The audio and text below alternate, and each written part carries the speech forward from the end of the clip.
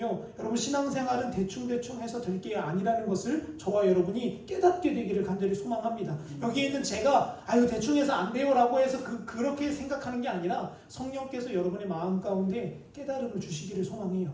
여러분 가운데 이 말씀 듣다가 야 이렇게 가면 안 되겠구나. 내가 이 신앙생활 생명 걸고 정신을 똑바로 차리고 해야겠구나 라는 마음이 여러분 안에 들기를 축복합니다. 왜 그런지 아세요? 왜 그런가 하면요, 신앙생활은요 우리의 영혼을 결정짓기 때문에 그래요.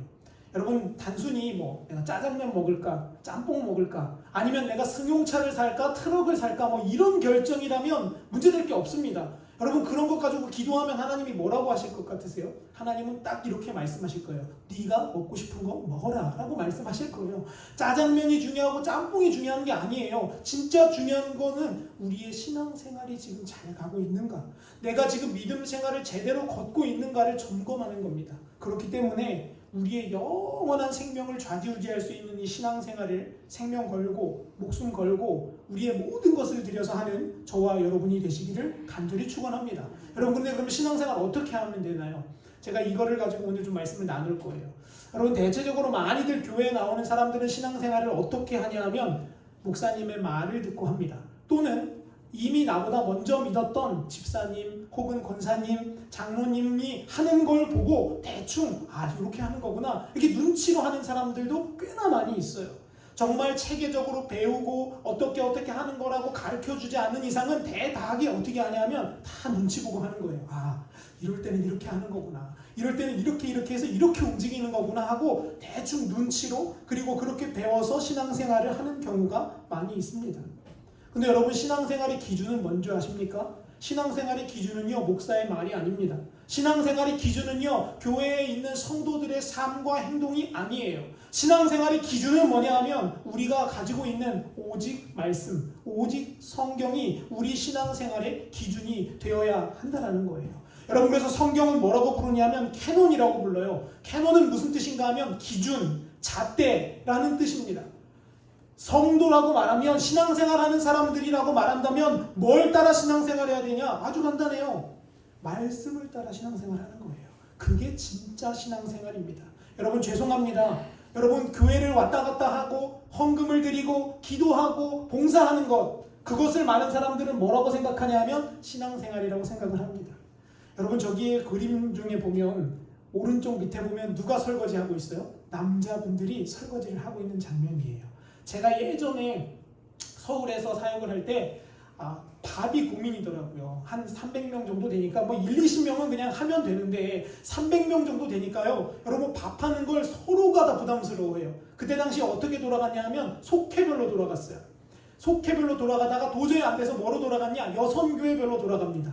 여러분 여선교회는 그래도 규모가 있는 단위잖아요. 10명씩, 20명씩 이렇게 묶어져 있으니까요. 근데 여러분 여선교회를 하다가도 안 돼서 뭐로 돌아가냐 하면 이제는 그럼 도저히 안 되겠다. 교구별로 가자 해서 1교구, 2교구, 3교구 이렇게 나눠서 식사를 했습니다. 여러분들 그렇게 해도 요즘 사람들 잘 안 해요. 봉사 잘 안 해요. 그래서 결국은 어떻게 됐냐면 우리 외부 업체에 맡기자 이렇게 돼서 결국은 외부 업체까지 가려고 하는 상황까지 치달은 적이 있어요. 여러분 그런데 우리가 잘 알아야 되는 것은요, 신앙생활은 그런 게 아니에요. 교회 와서 밥하고 교회 와서 봉사하고 물론 그게 신앙생활의 일부분입니다. 그러나 진짜 신앙생활은 그게 아니라는 거예요. 신앙생활은 뭐대로 가는 거냐? 말씀대로 가는 겁니다. 여러분 그래서 여러분들이 말씀에 능통한 자가 되시기를 축복합니다. 여러분 세상 이치는 얼마나 능통해요. 여러분 통장에 돈 얼마 넣으면 얼마 이자 붙고 이렇게 몇 년 적금 부으면 대충 이때쯤 되면 뭐 할 수 있겠다. 여러분 그거에는 우리 눈이 밝잖아요. 그래서 은행을 가입할 때도 어떤 은행 찾아가요? 이자 조금 더 많이 주는 은행 찾아가서 가입하잖아요. 근데 여러분 신앙생활할 때, 말씀 생활할 때, 기도 생활할 때는 우리 그것을 별로 따지지 않습니다. 묻지도 않고 따지지도 않고 그냥 하는 거예요. 그러나 여러분 신앙생활 잘하는 방법은요, 그냥 하는 게 아니라 말씀대로 가는 겁니다. 여러분 그래서 우리가 성경을 가까이 해야 되는 거예요. 그래서 우리가 말씀을 날마다 묵상하고 날마다 읽어야 한다는 겁니다. 사랑하는 성도 여러분, 저는 가숫교회 모든 성도 여러분들이 죽은 신앙인이 아니라 살아서 숨쉬는 신앙인이 되셨으면 좋겠습니다. 여러분 제가 속초에 살 때 바다에를 나가보잖아요.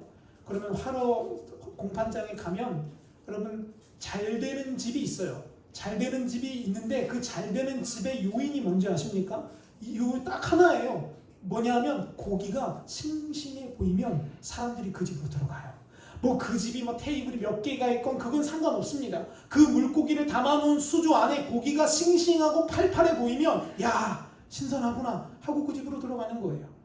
여러분 이걸 제가 그 모습을 볼 때 뭘 깨닫냐면 하나님도 이와 같으시겠구나. 여러분 하나님이 어디에 오시는지 아세요? 하나님의 역사가 어디에 일어난지 아십니까? 죄송합니다. 썩은 동태눈 같은 그런 생선에는 하나님의 역사는 없습니다. 어떤 곳에 하나님의 역사가 일어나냐면 하나님의 생명으로 팔팔한 곳에 성령으로 충만하기를 간절히 기도하는 자리에 하나님이 오신다는 거예요. 여러분 저는 우리 가족교회가 그런 교회 됐으면 좋겠습니다. 여러분 전국에 지금 5만 개의 교회가 있어요. 교파를 다 떠나서. 여러분 지금 5만 개의 예배가 하나님께 올라가고 있거든요. 여러분 근데 대충 드려서 하나님 눈에 들어가겠습니까? 물론 하나님은 그걸 따지는 분은 아니지만 여러분 5만 개의 교회가 예배하는데 모두가 다 졸고 있고 모두가 다 딴 곳에 콩밭에 마음이 가 있고 야 이거 끝나고 집에 가서 뭐 해야 되는데 이거 끝나고 다음 주에는 뭐 해야 되는데 어떡하지? 하나님 지혜를 주십시오. 그러고 앉아 있으면 여러분 하나님의 그 예배를 받으실 수가 없다라는 거예요. 여러분 저와 여러분의 예배가 생동감 있기를 축복합니다. 그건 성령으로만 할 수 있어요. 우리가 안 돼요. 우리 힘으로는 능력으로는 도저히 할 수 없어요. 왜냐하면요 저도 이렇게 설교자 말고 저도 이렇게 앉는 청중의 자리에 가잖아요. 그럼 여러분 저도 눈이 막 이렇게 막 감겨요. 저도 어디 강의 들으러 가면 이상하게 내가 설교할 때는 막 자는 사람 이렇게 잘 보이거든요. 근데 내가 그 뒤에 딱 앉으면 나도 모르게 막 잠이 와요. 근데 여러분 그거 못 이기겠더라고요. 사람의 힘으로 사람의 능력으로 그거 견뎌낼 수 없습니다. 성령께서 우리를 도우셔야지만 가능해요. 오늘 예배가 그런 예배 되기를 소망하고요. 오늘 본문을 통해서 그런 은혜가 여러분 가운데 흘러가기를 원합니다. 여러분 그러면 어떻게 하면 신앙생활 잘할 수 있을까요? 어떻게 하면 마치 제가 표현한 대로 화로회처럼 팔딱팔딱 뛰는 신앙생활 우리가 할 수 있겠습니까? 오늘 본문을 통해 그 내용을 좀 나누려고 합니다. 여러분 오늘 본문은요 이런 내용입니다. 여러분 너무나 다 잘 아시는 내용이에요. 예수님께서 안식일에 회당에 들어가셨는데 거기에 누가 있냐 하면 손 마른 병이 걸린 사람이 있었어요. 여러분 손 마른 병이라는 병이 뭐냐 하면요 여러분도 가끔 보셨을지 몰라요. 손이 뒤틀리는 병을 의미하는 거예요. 어떤 사람은요 뭐 류마티스 관절염이라고 얘기하는 사람도 있고요. 또 어떤 사람은요 또 다른 병이라고 이야기하는 사람도 있어요. 근데 성경에 정확하게 무슨 병이라고 나오진 않는데 설명하기를 손이 뒤틀려져서 말라가는 병이라고 말합니다. 여러분 그 사람이 누구를 만나요? 예수 그리스도를 만나서 예수님을 체험하고 회복을 얻습니다. 여러분 이 말씀을 읽을 때 우리는 뭐라고 생각하냐? 이렇게 생각합니다. 그래 하나님의 말씀을 읽고 하나님의 말씀대로 살려고 노력하고 하나님의 말씀대로 가면 나도 회복되겠구나 라고 우리는 그렇게 생각하고 믿습니다. 근데 여러분 그게 쉽습니까? 하나님 말씀대로 사는 게요. 여러분 한번 생각해 보세요. 오늘 아침에 집 나올 때도 제가 여러분 교회 갈 때 예전에 저도 부목사 시절 때 교회 갈 때 3년 동안 부목사 시절을 하는데 저희 사모가 가끔씩 없으니까 이런 얘기 해야 되는데 사모가 가끔씩 늦게 내려왔어요. 그럼 여러분 저는요 성격이 좀 이렇게 딱 이러거든요. 제가 5분이야 딱 하면 저는 5분에 딱 가고 싶어하는 스타일이에요. 근데 저희 집사람은 좀 달라요. 저희 집사람은 아니 뭐 그게 3년 걸리는 문제도 아니고 뭐 1, 2분 조금 늦는다고 뭐 당장 뭐 하늘이 무너지는 것도 아닌데 그냥 좋게 가지 왜 그러나 이렇게 생각을 합니다. 근데 여러분 저는요 이미 딱 5분이 딱 지나면 약속한 시간 50분에 출발 이러면 50분에 출발해야 돼요. 출발 안 하면 막 마음이 막 조마조마하고요. 막 나도 모르는 사이에 막 기분이 막 상해지는 거예요. 근데 여러분 제가 설교하러 가는 그 아동부 설교를 하러 가기 직전에 그런 일이 터졌어요. 그래서 제 마음속에서 막 기차 뚜껑이 막 칙칙폭폭 막 끓고 있어요. 안 내려오네. 빨리 안 내려오네. 제가 그때 7층에 살았거든요. 아파트. 왜 이렇게 7층에서 빨리 안 내려와? 막 속으로 막 칙칙폭폭 하고 있습니다. 여러분 근데 성경은 뭐라고 말해요? 분을 내지 말라고 말해요. 여러분 그럼 우리 힘으로 말씀대로 사는 게 가능합니까? 제가 깨달았어요. 불가능하구나. 우리 힘과 노력과 열심으로는 말씀대로 사는 것 절대 불가능합니다. 할 수 없습니다. 그래서 제가 하나님 앞에 이렇게 기도했어요. 하나님, 저는 못 참아요. 저의 성격으로는요, 저의 그 기질로는요, 이게 용납이 안 돼요. 그래서 성령님의 도움이 필요해요. 성령님 저를 좀 도와주세요. 제가 그렇게 매번 기도하며 그렇게 우리의 삶을 살아왔습니다. 여러분 그런데 우리가 그렇게 말씀대로 살기가 쉽지 않기 때문에 성경을 읽으면서 이대로 살아야지 한다고 살아지는 게 아니에요. 그리고 성경도 보면요, 그대로 산다고 해서 역사가 일어나는 것도 아닙니다. 여러분, 오늘 읽은 말씀 잘 보세요. 말씀대로 살아서 역사가 일어난 게 아니에요. 여러분, 언제 역사가 일어났냐 하면 예수님의 말씀을 듣고 그분의 말씀에 순종할 때 역사가 일어나는 거예요. 성경 말씀을 읽고 내가 이대로 살아야지 한다고 역사가 일어나는 게 아니에요. 언제 역사가 일어나냐? 살아계신 예수님이 우리에게 말씀하셔서 그 말씀을 내가 듣고 그 말씀대로 행동할 때 역사가 일어난다는 겁니다. 여러분, 예수님 당시에도 우리로 말하면 성경이 있었습니다. 어떻게 생겼냐면요, 이렇게 생겼어요. 토라라고 부르거든요. 토라. 창세기, 출애굽기, 레위기, 민수기, 신명기까지 기록한 모세 오경이라는 게 회당마다 하나쯤은 있었다라는 거예요. 그래서 여러분, 성경은 뭐라고 말하냐면요, 예수님도 안식일날 회당에 들어가서 뭐를 읽었다고 말하냐? 그걸 읽었대요. 한번 같이 보실게요. 누가복음 4장 17절 이렇게 말해요. 선지자 이사야의 글을 들이거늘 책을 펴서 이렇게 기록한 데를 찾으셨다라고 말해요. 회당에 들어가니까 그 회당에서 그 책을 주는 거예요. 읽으라고요. 예수님도 그 책을 손에 받아들고 펴시는 일까지 했다라는 겁니다. 근데 여러분, 손 마른 자가 그 말씀 듣고 그 말씀을 읽고 그 말씀 폈을 때 역사가 일어나지 않았습니다. 손 마른 자는요, 여전히 회당 안에서 손이 말라서 비틀어져 가고 있었어요. 거기에 우리가 알고 있는 이 성경책이라고 하는 그게 있었다라니까요. 거기에 우리가 알고 있는 예배의 형식이 다 있었어요. 그런데 거기에 기적은 없었습니다. 회복은 없었습니다. 생명은 없었습니다. 그러면 언제? 대체 언제 그 손 마른 자가 그 병에서 탈출하게 됐습니까? 대체 언제 그 손 마른 자가 그 병에서 놓이게 되었냐라는 거예요.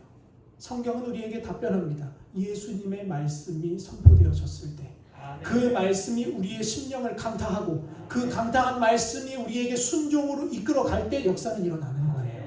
사랑하는 성도 여러분, 여러분에게 권면드리는 것은요, 말씀 읽는 거 좋습니다. 말씀 묵상하는 거 좋아요. 그런데 우리 힘으로 할 수 없어요. 그걸 인정하는 게 필요합니다. 그래서 누구를 바라봐야 되냐? 예수님을 바라보는 거예요. 여러분, 역사는요, 예수님에게서 나오는 거예요.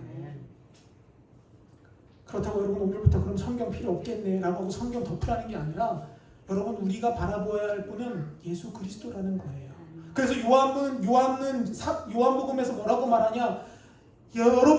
여러분들이 그렇게 성경을 연구하고 그렇게 말씀을 많이 읽고 그렇게 기도를 열심히 했는데 어째서 예수님께는 가지 않습니까? 어째서 예수님을 찾지는 않습니까? 라고 요한복음 5장에서 한탄 섞인 한탄을 한다는 겁니다. 여러분, 당시 유대인들 얼마나 율법 열심히 공부했는 줄 아세요? 당시 바리새인들, 서기관들 율법에 능통한 자들이었어요. 여러분, 바울을 예를 들어볼까요? 여러분, 바울은요, 제가 바울 문헌 연구를 이렇게 찾아보면요, 바울은 웬만한 토라를 다 외우고 다녔던 사람이래요. 여러분, 저와 여러분은 어디 잘 외우시죠? 저는요, 어디 잘 외우냐면요, 창세기 1장 1절은 기가 막히게 외워요. 대처의 하나님이 천지를 창조하시니라. 여러분, 이 말씀만 외우면 이제 2절부터 막히기 시작하는 게 우리잖아요. 근데 여러분, 사도 바울과 그 더불어 바리새인 사두개인들은요, 이걸 다 달달달 외우는 사람이었습니다.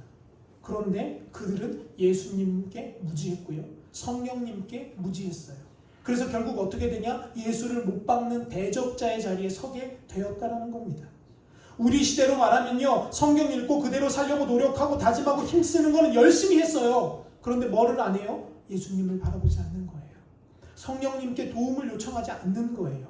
누구 힘대로 신앙생활하는 거냐? 내 힘으로 하려고 노력하는 겁니다. 여러분, 제가 재미난 이야기 하나 해드리겠습니다. 여러분, 저는 설교자이기 때문에 설교를 준비합니다.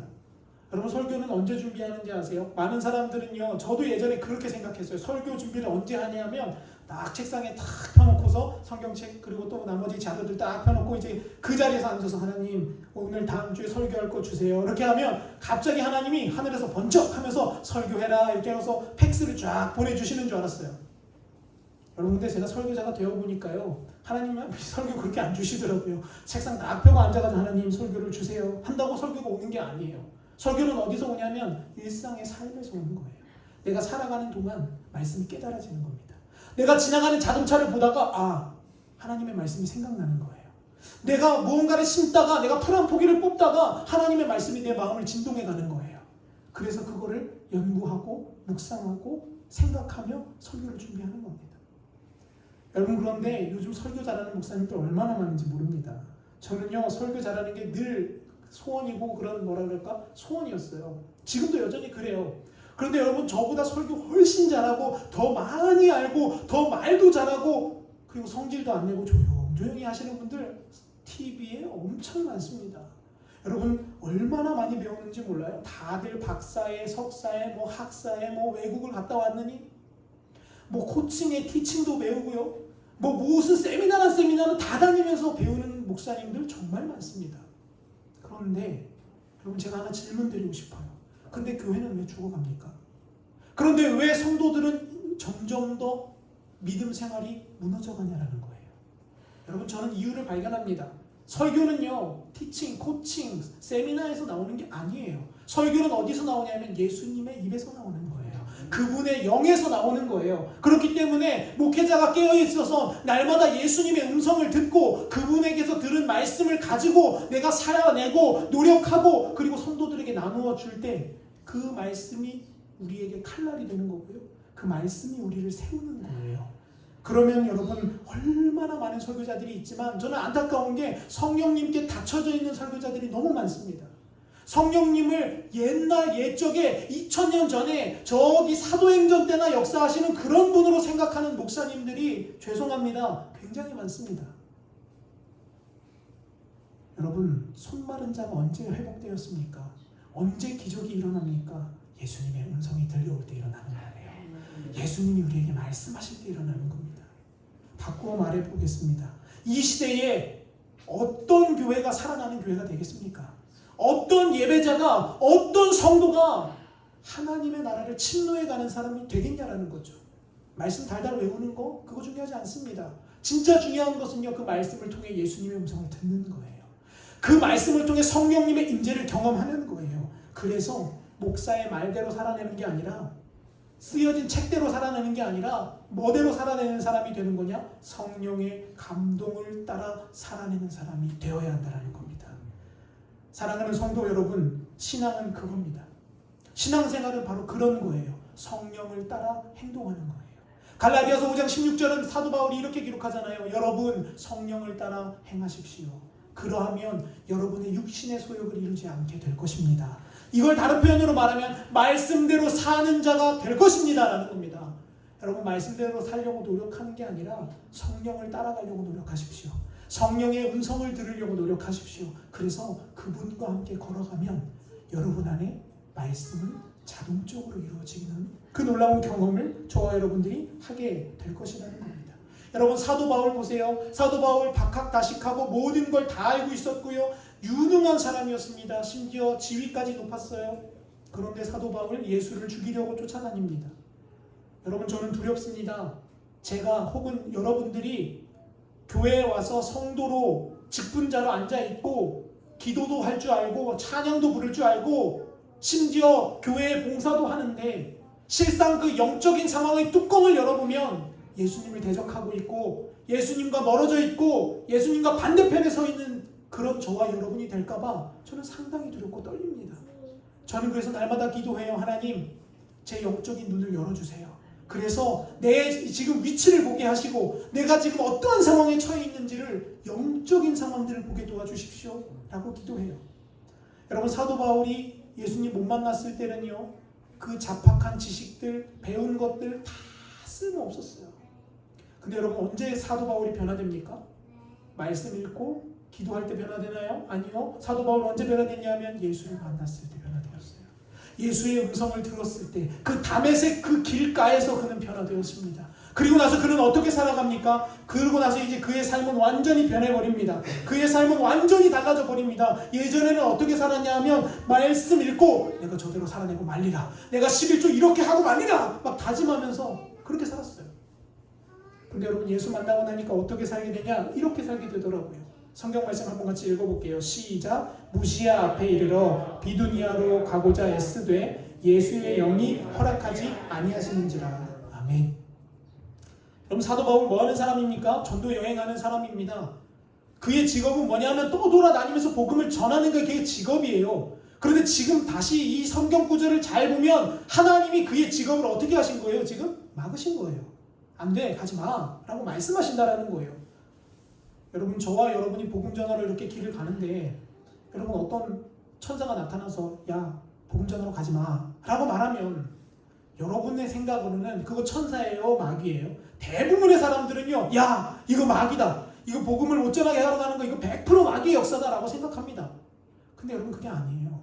성경을 보니까요, 하나님의 뜻에 맞는 때가 있다라는 거예요. 하나님이 복음을 전하러 가려고 하는 그 바울을 어떨 때 막으셨다라는 거예요. 근데 그걸 누구를 통해서 하셨어요? 예수의 영이신 성령을 통해 그 길을 막으셨다라는 겁니다. 그래서 사도 바울은요, 그 자리에 멈춥니다. 여러분, 사도 바울은 얼마나 대단한 사람이에요. 여태까지 배운 거, 아는 거, 지식, 그 지역에 대한 소식들 다 빠삭하게 알고 있는 사람이에요. 그럼 그 사람 뭐라고 변명할 수 있냐? 이렇게 변명할 수 있습니다. 아니, 하나님, 지금이 적절한 때라니까요.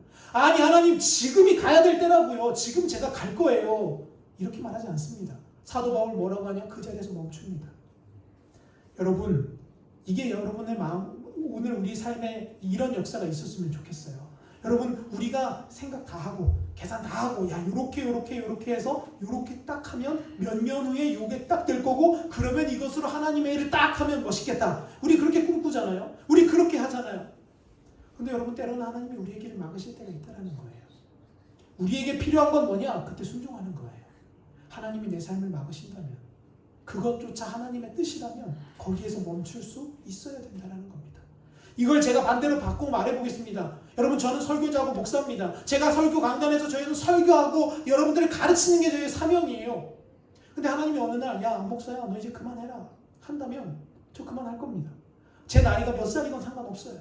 제 지위가 어디에 있건 상관없습니다. 그래서 저 늘 기도해요. 하나님, 제발 나중에 목회 은퇴할 때쯤 가갖고 1년만 더 하게 해주세요. 뭐 몇 년만 늘려주세요. 제발 그런 구차한 목사 되지 않을 수 있도록 하나님 도와주세요. 하나님이 멈추라 하시는 그때 멈출 수 있는 순종의 사람 될 수 있도록 저를 붙들어 주세요. 늘 그의 기도의 제목입니다. 여러분, 사도 바울이 예수님 만나고 나니까 어떻게 됩니까? 예수님의 음성을 따라 움직이는 사람으로 변했어요. 그래서 갈라디아서 5장 16절은 이렇게 이야기합니다. 내가 이르노니 너희는 어떻게 하라고요? 성령을 따라서 행하라 라고 말해요. 이거를 원어 성경으로 다시 번역해보면 뭐라고 표현하냐? 이렇게 표현합니다. 너희는 매일매일 성령님과 함께 한 발짝 한 발짝을 걸어가도록 해라 라고 말해요. 어떻게 하라고요? 매일매일 주님과 한 발짝 한 발짝 걸어가라는 거예요. 그게 바로 성령을 따라 행동하는 거라는 거죠. 여러분, 그런데 언제부턴가 교회에서 이 근본이 흔들리기 시작했습니다. 언제부턴지 모르겠지만 성경 공부 많이 하는 사람을 똑똑한 사람이라고 부르기 시작했고요. 언제부턴지 모르겠지만 세미나를 많이 다닌 그런 권사님, 집사님들을 존경하기 시작합니다. 언제부턴지 모르겠지만 기도를 유창하게 하는 사람을 존경하는 때가 왔습니다. 그런데 여러분, 언제 우리가 이렇게 변했습니까? 여러분, 우리가 은혜 받았던지 한번 기억해 볼까요? 여러분, 제가 처음 중학교 2학년 때 은혜를 받았거든요. 저 그때 성경의 성자도 몰랐어요. 저 그때 태초에 하나님이 천지를 창조하시냐 맨날 그것만 외우고 있었던 때입니다. 그때 성령님이 저희 마음에 찾아오시니까 제 안에 믿음이 생겨졌고요. 제 안에 회개가 일어났고요. 제 안에 역사가 일어나더라고요. 여러분은 어떠신가요? 여러분, 언제 회심하셨습니까? 언제 은혜 받고 눈물 났던 경험이 있으십니까? 우리가 말씀 달달달 외우고 그대로 살아야지 할 때 그렇게 되나요? 아니요. 성령께서 우리에게 말씀하실 때 그렇게 되는 거예요. 저는 신앙생활 하다 보면 이런 경험을 자주 합니다. 제가 얼마 전에 새벽 기도를 하는데 이제 말씀을 잠깐 전하고 이제 기도를 하면 어떤 날은, 여러분, 저도 사람이다 보니까 어떤 날은 기도가 잘 돼요. 정말 기도가 막힘없이 나가는 날이 있어요. 근데 어떤 날은요, 정말 할 말도 없고요. 뭐라고 얘기해야 될지도 모르겠고요. 막 좀이 쑤시는 날이 있어요. 아이고, 어떡하지? 근데 그런 날이었습니다. 그날이. 근데 또 해야 될 기도는 해야 되잖아요. 그래서 딱 해서 속으로 계속 기도합니다. 이런 것들이 있고 이렇게 하나님께 올려드립니다. 근데 하나님께서 저에게 이렇게 물으셨어요. 제 마음속에, 야, 안 목사야, 너 아들을 위해 기도해라 라고 하시는 거예요. 제 아들이요? 유호를 위해서. 그래서 제가 하나님 앞에 이렇게 대답했어요. 하나님, 아니 좀만 기다리세요. 이제 두 번째, 세 번째 지나가면 곧 그 아들 기도 나와요. 좀만 있으세요. 제가 또 기도합니다. 근데 하나님 제 마음속에 또 그렇게 말씀하세요. 야, 안 목사야, 너 아들을 위해 좀 기도해라.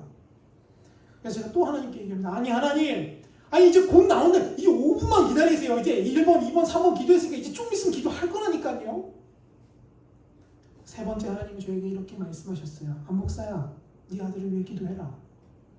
그래서 제가 하나님께 물었어요. 하나님, 아니 왜 그러세요? 대체 왜 저한테 자꾸 그러시는 거예요? 그때 제 마음속에 이런 감동을 주셨습니다.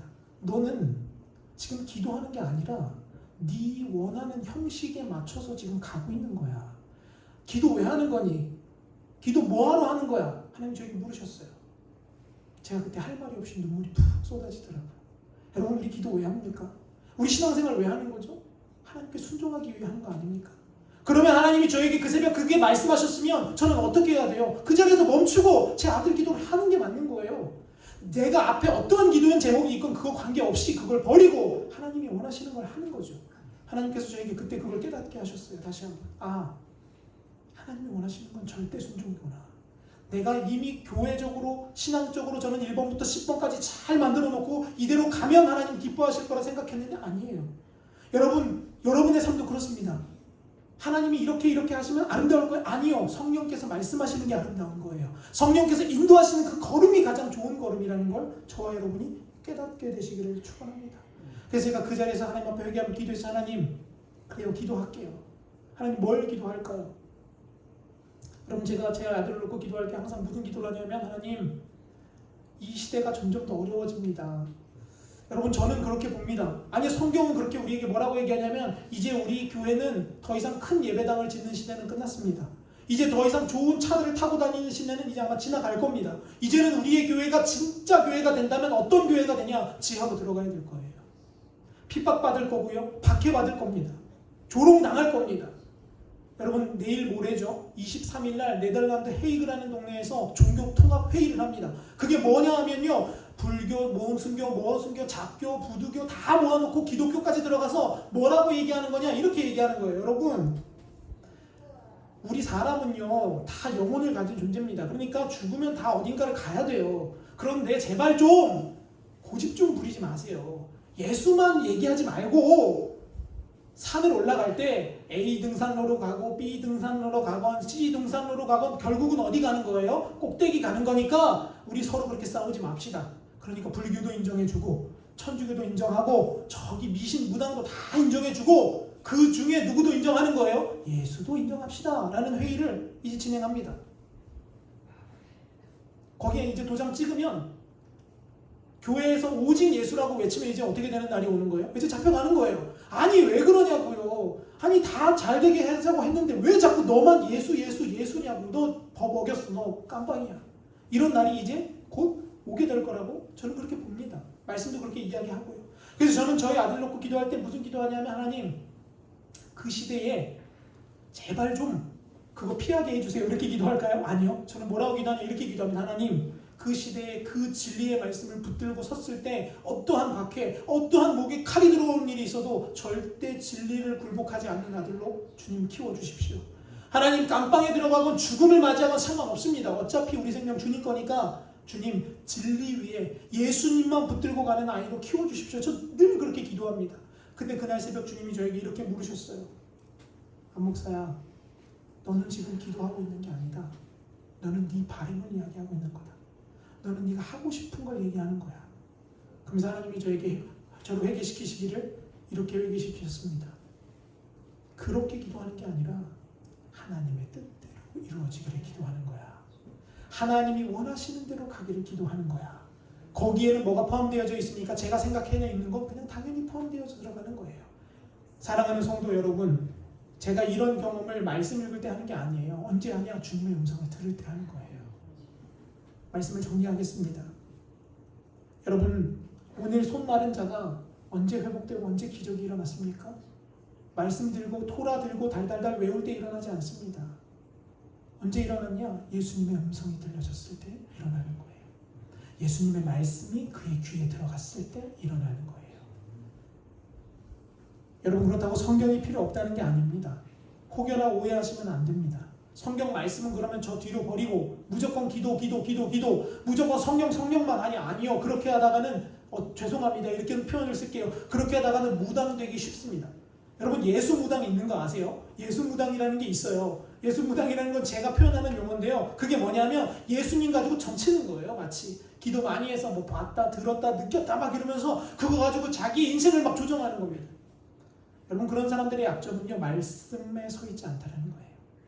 여러분 우리 성령을 따라 행하되 우리의 기준은 뭐냐? 성경 말씀이어야 됩니다. 우리가 판단하는 것은 어디에서 벗어나면 안 되냐? 성경에서 절대로 벗어나면 안 돼요. 그래서 제가 지난번에 우스갯 얘기 드렸잖아요. 어떤 분이 기도하는데 하나님께서 성경을 펴봐라 이래서 성경을 딱 폈더니만 뭐 이런저런 이야기가 나오다가 가룟 유다 딱 이야기를 보여주시더래요. 가서 죽은 사건을 딱 봤습니다. 아 그거 어떡하지? 또 기도합니다. 그리고 성경을 또 펴요. 그러면 무슨 내용이 나와요? 너도 가서 그와 같이 하라. 그래서 아니 이건 아닌 것 같은데 그래서 또 성경을 기도하고 또 펴니다. 그러니까 무슨 말씀 나와요? 빨리 가서 그렇게 해라. 여러분 예수는 그렇게 믿는 게 아니에요. 예수는 뭐를 기준으로 믿는 거 아니에요? 말씀을 기준으로 가는 거예요. 평상시에 우리가 말씀을 매일매일 묵상하고 그 말씀을 우리 마음에 품고 살다 보면 성령께서 그 말씀을 바탕으로 우리에게 말씀하시는 거예요. 우리에게 갈 길을 알려주시는 거죠. 그러므로 사랑하는 성도 여러분, 저와 여러분들이 성령의 음성을 듣게 되는 역사가 있게 되시기를 간절히 축원합니다. 회복은 거기에서 시작되는 거예요. 기적은 거기에서 일어나는 거예요. 여러분 가정의 변화는 거기에서 일어나는 거예요. 아무리 목사가 외친다고 해서 가정이 변화되지 않습니다. 어떻게 가정이 변화되냐? 이 목사가 외친 말에 하나님의 영이 실려서 그 영의 말씀이 우리의 마음을 강타할 때 그때 변화되는 겁니다. 그럼 여러분 마지막으로 한 가지만 짚고 넘어갑니다. 그럼 우리 어떻게 성령의 음성 듣습니까? 우리 어떻게 하나님의 음성을 들을 수 있을까요? 여러분 교회 와가지고 스피커 켜놓고 가만히 앉아있으면 하나님의 음성이 자자자자 들리면 얼마나 좋겠습니까? 근데 그렇지 않습니다. 하나님의 음성은 어떻게 들리냐? 성경을 통해서 우리에게 들려지고요. 깨달음을 통해서 우리에게 온다라는 거예요. 고린도전서 2장 9절에서 11절은 우리에게 이렇게 말해요. 오직 하나님의 성령으로 이것을 우리에게 보이셨으니 성령은 모든 것, 곧 하나님의 깊은 것까지도 다 알고 계신 분이다. 그럼 여러분 이제 우리는요 어떻게 하나님의 음성을 듣습니까? 성령께서 우리를 깨닫게 하시는 거예요. 성령께서 우리에게 밝히 드러내 보여주시는 거예요. 무엇을 통해서요? 우리의 마음과 생각을 통해서 우리의 영을 통해서 들려주는 음성을 듣게 되시면 저와 여러분의 삶에 회복이 일어나게 될 것이라는 거죠. 마지막으로 이제 말씀을 마무리합니다. 기록된 말씀을 여러분 읽을 때 그 말씀이 여러분 안에서 꿈틀꿈틀 움직이려면 성령의 도우심이 있어야 합니다. 그 말씀이 우리의 삶을 송두리째로 바꿔놓으려면 성령의 역사가 있어야 합니다. 사랑하는 성도 여러분, 저와 여러분들 가운데에 이 성령의 역사가 있기를 소망합니다.